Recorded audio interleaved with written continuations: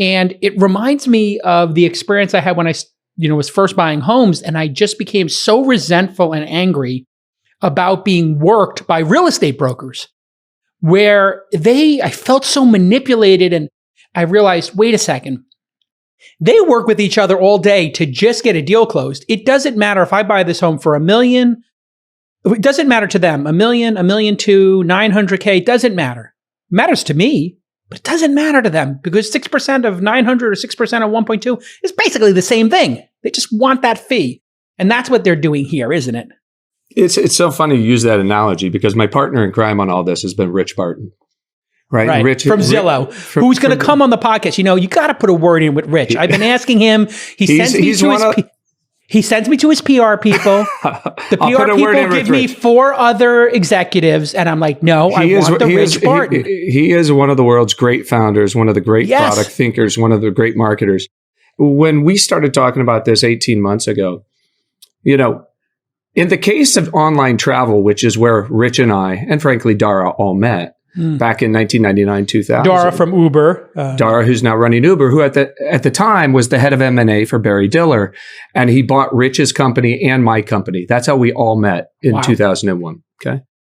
And back then, if you wanted to book an airline ticket, there was a monopoly called an airline reservation system, a GDS, a global distribution system. And the monopolist in that case was folks like Sabre. And if you wanted to book a ticket on United, it had to go through their proprietary reservation system. And so not surprisingly, they charged $20 a ticket, right? When Expedia and Orbit showed up, they said, well, we don't need to go through you. We can build a direct connect. We can build an API directly to United Airlines or American Airlines. Yeah. There are not that many airlines, right? And we can reduce the cost to $1 a ticket, not $20 a ticket. Well, lo and behold, when you drove competition into the market, what do you think happened to the price of a GDS? It went down by 75%, right? When you think about real estate, when Rich called me, we led the Series B in Zillow, and I went on the board. Jay Hogue, Bill Gurley, incredible group around that. Greg Maffei around that table, and we said we need an API like we did in the case of Sabre because the MLS. Rich calls this power to the people, right? Don't you remember? Like what frustrates us with travel agents and real estate agents back in the day is they were looking at the green screen.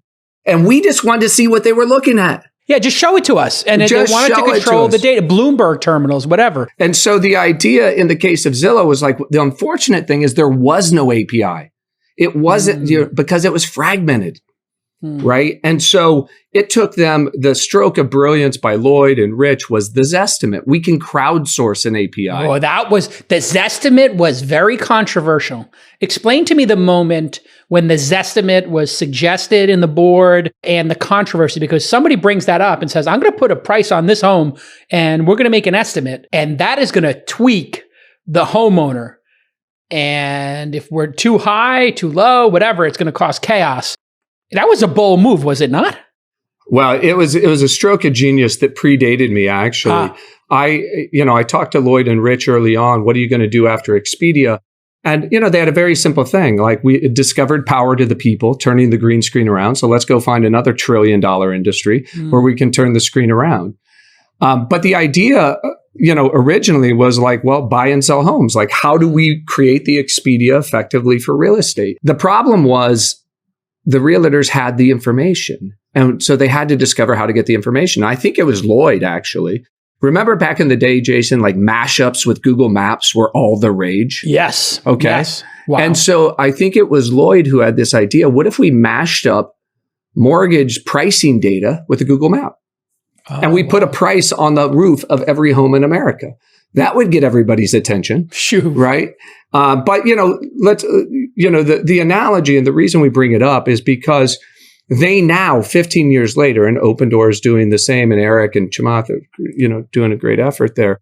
They're trying to drive down the cost of buying and selling a home, leveraging that information democratization. Okay. And they're doing it. So when you look at a traditional IPO,